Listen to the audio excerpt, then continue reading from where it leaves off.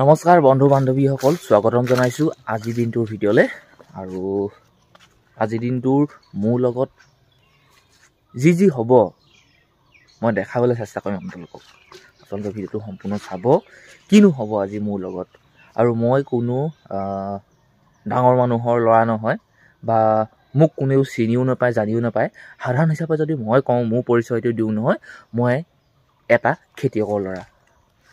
7টা কিমান বাজিছিলে মই শুই উঠোঁতে, 8:43 নে 44, 8টা বাজিবই হৈছিলেগৈ। আৰু তাৰপিছত মই মুখ চুখ নোধোৱাকৈ এই কাপোৰ কানি যিখিনি পিন্ধি আছোঁ এইখিনিহে পিন্ধিছোঁ মই, বেলেগকৈ। আৰু ৰাতি শুই থকাখিনি খুলিলোঁ, বেলেগ এখিনি কাপোৰ পিন্ধি আনি এতিয়া 9টা বাজিছে, মই সময়টো চাইছোঁ। আৰু সেই ডাঙৰ বাগানখনত যিমানখিনি স্প্ৰিংকুলাৰ লাগি আছিলে, 10টা স্প্ৰিংকুলাৰ, সেই গোটেইখিনি খুলি আনি এটা নতুন জেগাত লগালোঁ। মোৰ মুখৰ আগত যিখন বাগান আছে নহয়, এই বাগানখনত লগাই দিলোঁ 10টা স্প্ৰিংকুলাৰ। এতিয়া 10টা স্প্ৰিংকুলাৰ ঘূৰি আছে। এতিয়া এই মুখৰ আগৰ এই বাগানখনত 10টা স্প্ৰিংকুলাৰ লাগি আছে। ধুনীয়াকৈ মই লগাই দিলোঁ। এইকেইটা আছে, এনেকৈ 3টা আছে, মাজতে 2টা আছে, তাৰপিছত আৰু ইটো কিনত 5টা স্প্ৰিংকুলাৰ লাগিছে, 10টা স্প্ৰিংকুলাৰ। আৰু এইখিনি সময়ত আপুনি যদি এনেকৈ পানী চানী অলপ দি দিয়ে নহয়, ডাল চালবোৰ অকণমান চাফা কৰি দিয়ে নহয়, সেই বাগানৰ গছৰ চাহপাত সোনকালে ওলাব। আৰু মই এনেকৈ 4-5 বছৰ হ'ল কাম কৰি আহিছোঁ, আৰু মই ৰিজাল্ট পাইছোঁ। সেইটো কাৰণে আপোনালোককো কৈছোঁ, আপোনালোকৰ ঘৰত যদি সুবিধাবিলাক আছে আপোনালোকে দিব পাৰে। আৰু যদি আপোনালোকৰ ঘৰত সুবিধাই নাই, আপুনিনো ক'ৰ পৰা দিব, সেইটোতো মই একো ক'ব নোৱাৰি। এইখিনি কামটো হৈ গ'ল। আৰু 10টা স্প্ৰিংকুলাৰ আছে, সেইফালে লাগি আছে। সেইফালৰখিনি স্প্ৰিংকুলাৰখিনি খুলি আনি এটা নতুন জেগাত লগাওঁ, ধুনীয়াকৈ লগাই কৰি থৈ দিওঁ। সেইফালে আগত মটৰটো চলি আছে, আৰু এনেকৈ কৰি এই পাইপডাল লাগিছে, এনেকৈ আহিছে। এইটো হ'ল প্ৰথমতৰ স্প্ৰিংকুলাৰ। আৰু এনেকৈ এই কলগছৰ লাইনে 10টা স্প্ৰিংকুলাৰ লাগি আছে। এইটো হ'ল লাষ্টৰ স্প্ৰিংকুলাৰটো। এই কিবা এনেকৈ কৰি তালৈকে 10টা স্প্ৰিংকুলাৰ লাগি আছে এই কলগছৰ লাইনতে। আৰু মানে কি হ'ল, সেইফালে যে মই পানী দি আছোঁ সেইখন বাগানত পানী দি মানে হৈ গ'লে, মানে ধৰক 2.5 ঘণ্টামান তাত পানী দিম। 2.5 ঘণ্টামান পানী দিম, তাত বন্ধ কৰি দিম, এইফালে লগাই দিম। আৰু এইফালে আকৌ 2.5 ঘণ্টামান পানী দিম, আকৌ সেইটো চাইডে লগাই দিম। মানে যদি মই অনবৰতে একেৰাহে যদি পানী দিয়ে থাকোঁ নহয়, সেই পানীখিনি তললৈ নাযায়গৈ। পানীখিনি সেই দ জেগাত জমা হৈ যাব, আৰু দ জেগাত জমা হৈ সেই পানীখিনি সেই দ জেগালৈ বাগৰি যাব। আগতে মই এই টেকনিকটো বা এই পদ্ধতিটো বুজি পোৱা নাছিলোঁ। একেৰাহে মই একদম একে জেগাতে 7 ঘণ্টা পানী দিওঁ। 7 ঘণ্টা পানী দিলে কি হয়, মাটিয়ে পানীটো নোহোৱা নহয়, শুহি লয়, কিন্তু সম্পূৰ্ণ পানীটো ল'ব নোৱাৰে। আপুনি যদি এনেকৈ 2-3 ঘণ্টা যদি পানী দিয়ে, আকৌ বন্ধ কৰি দিয়ে 2-3 ঘণ্টামানৰ কাৰণে, আকৌ যদি পানী দিয়ে নহয়, এনেকৈ পানীটো সেই মাটিয়ে ল'ব পাৰে। লাহে লাহে, মানে আপুনি লাহে লাহে দিব লাগিব।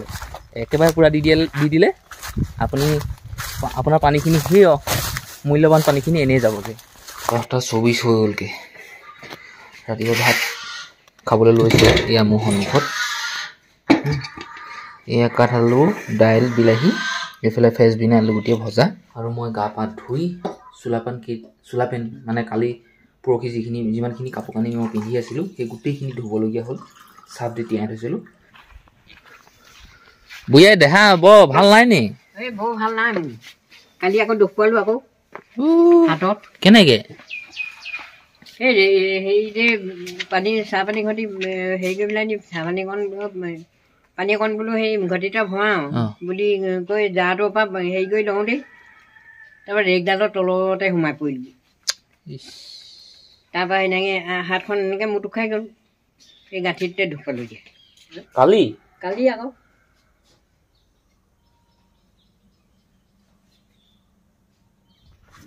ৰাতিপুৱা ভাত পানী খাইতো কেতিয়াবাই আজৰি। ভাত পানী খাই মই দোকান এখনলৈ গৈছিলোঁ, দোকানখনৰ পৰা আহিলোগৈ। আৰু এতিয়া মই যাবলৈ ওলাইছোঁ এইফালে মটৰচাইকেলখনলৈ, মুছভঙা, তাত অখণ্ড ভাগৱত পাঠ হৈ আছে। আৰু এই মোনাটোত আছে চুইয়া পাঞ্জাবী চাৰ্ট, গামোচা এনেকৈ লৈ লৈছোঁ তালৈ যাওঁ তাতে মোৰ চিনাকি মানুহ আছে তালৈ গৈ মানুহৰ ঘৰত মই চুৰিয়া পাঞ্জাবী চাই এনেকৈ পিন্ধি ল'ম এইফালে মোৰ লগৰটো ঘৰ পালোহি আমাৰ এইফালে বুঢ়িয়াই আছে মই লগ ধৰি আছোঁ যাওঁ বলক বুলি বুঢ়িয়াই নাযাওঁ বুলি কৈছে আপোনাক চলাবলৈ দিম বলক এই যে মানুহ ঘৰ দেখিছে এই মানুহ ঘৰলৈ আহি সেই মই পিন্ধি থকা লং পেণ্ট কিবা কিবিবোৰ খুলিলোঁ এইটো পিন্ধি লৈছোঁ ওপৰতে ঠাণ্ডা লাগিব বুলি এইফালে তামোল পাণৰ টোপোলাটো চিনাকি ভকত এতিয়া যাওঁ বলক একদম খালী ভৰিয়ে চেণ্ডেল ইয়াত থৈছোঁ জিন্সৰ পেণ্ট ইয়াত থৈছোঁ পইচা কেইটকা লৈছোঁ আৰু মটৰচাইকেলখন এখন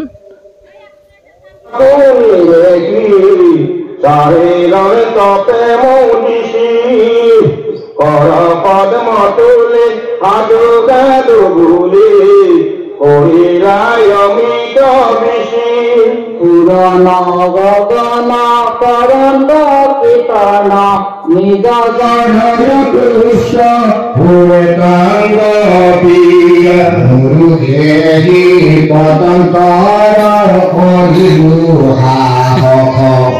ভক্তি ৰান্ধি দিয়া ভাঙো বেদন দুবাখ ইবে তাৰ আখাছে সিদ্ধা পাখ যত পায় হেৰিব ভীম চাৰিবা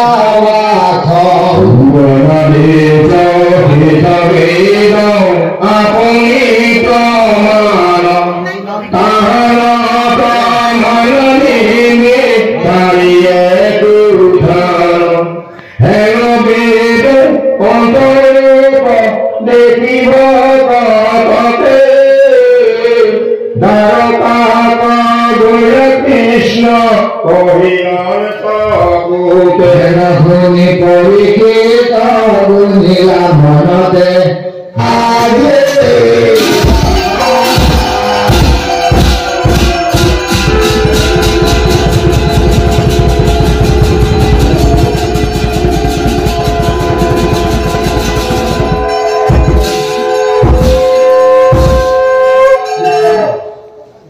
নবম অধ্যায়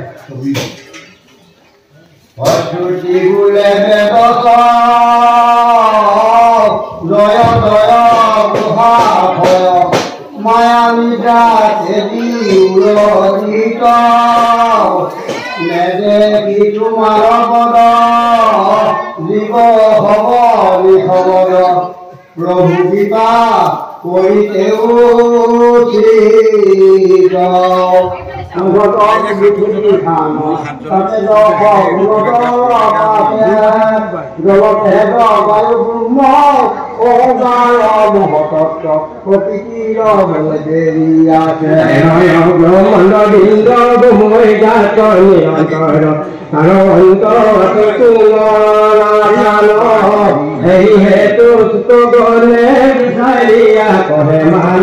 তোমাতে হবে অবসান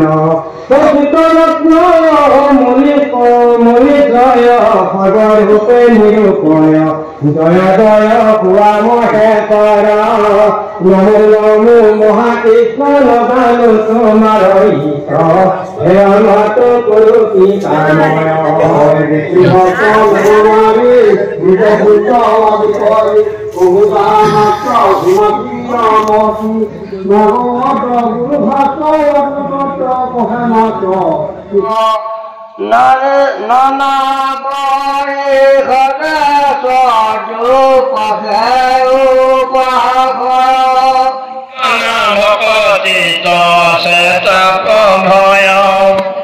মহাভৰি সেৱা মুখ মনে মিলে দায় শুনা দুছে বিমতে বিষয়তা পতায় কৃষ্ণ পাদ পদ্মৰয় দুনমকান্তি যাৰ মনে চুৱে তাৰ হুহি কলকান্তি যে মহিম কৰি জোৰাই তাহাৰ হৃদয় আৰু হৈবে কৈতই সুখা হৃদয় আহি জিতন কত পয়া সিন্দুর হল সুন্দর যে হন্ত কলে কলে বল কহিল সভাবলে মন জিতু ব্রহ্মা বল ভকতে নেতাল নবহুঙ্গে ইয়াতে বহি ইয়াতে বহি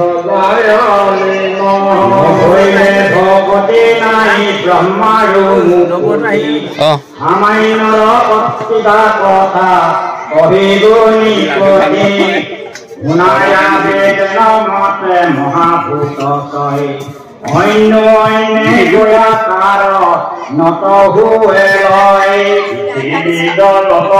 কয় হলিলতে যত বায়ু তপে জুৰি বায়ু অন্ত কত মাঘ কত আগে মুখা ঘন্দ সাৱতী সাপন্ত কত